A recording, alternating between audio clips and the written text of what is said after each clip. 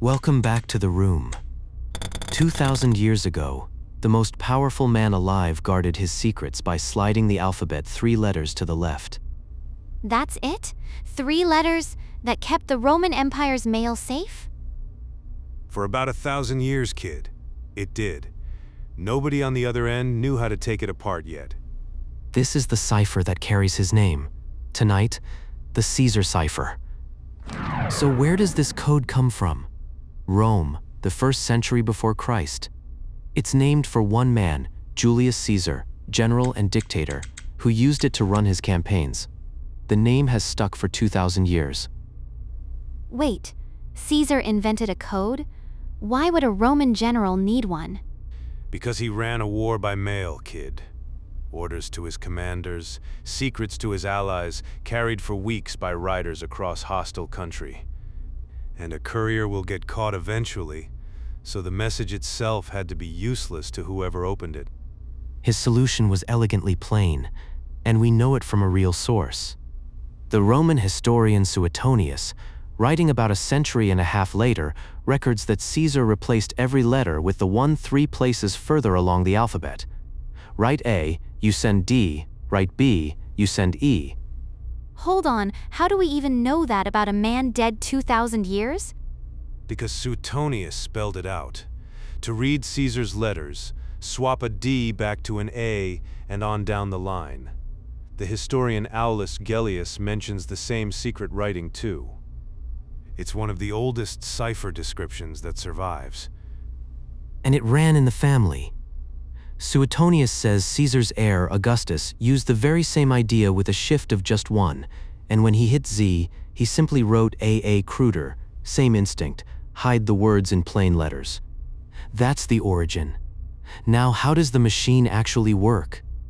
Here's the whole machine. 2 alphabets lined up. Now I grab the inner ring and turn it. 1, 2, 3. And now sits under D, the whole alphabet just shifted 3 places. That offset, that 3 is the key. Okay, walk me through an actual word. Slowly. Take the name Caesar, C. Count 3 forward becomes FA becomes D, E becomes H, S becomes V, A becomes D, R becomes U. So Caesar goes out as FDHVDU. Looks like nonsense, it isn't. But what about the end of the alphabet? What does Z turn into? You run out of letters. Good. That's the one-place beginner's trip. You wrap around Z plus 3 loops back to the front. Z, A, B, C, the alphabet's a circle, not a line. And to read it, the receiver, who knows the key is 3, simply shifts the other way. F back 3 is CD, back 3 is A. The message reassembles itself. So the only secret is the number 3? That's it.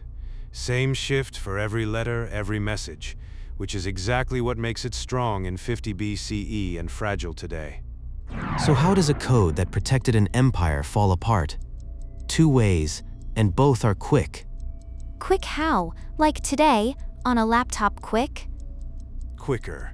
You don't even need the laptop. A Caesar cipher has only 25 real shifts, so you just try all of them, and 24 come out as garbage, and 1 comes out as English. By hand, that's a minute's work. And the second way? Frequency analysis. In English, E is the most common letter by a mile. Find the most common letter in the message, assume it's standing in for E, and the gap between them is your key.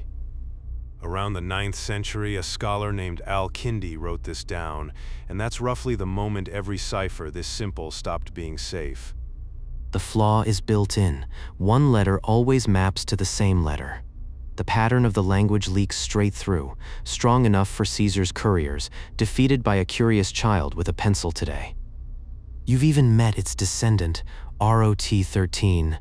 The spoiler hider online is just a Caesar shift of 13. Now you try. We've handed you the key Caesar used himself, a shift of 3. Slide every letter back 3 places, and read what comes out. Pause it right there. Work it out before they show you. Pencil. Wrap around at the ends. Take your time. It's only 3. Drop your answer in the comments. We'll read out the solution at the top of the next file. Until then, the room stays open.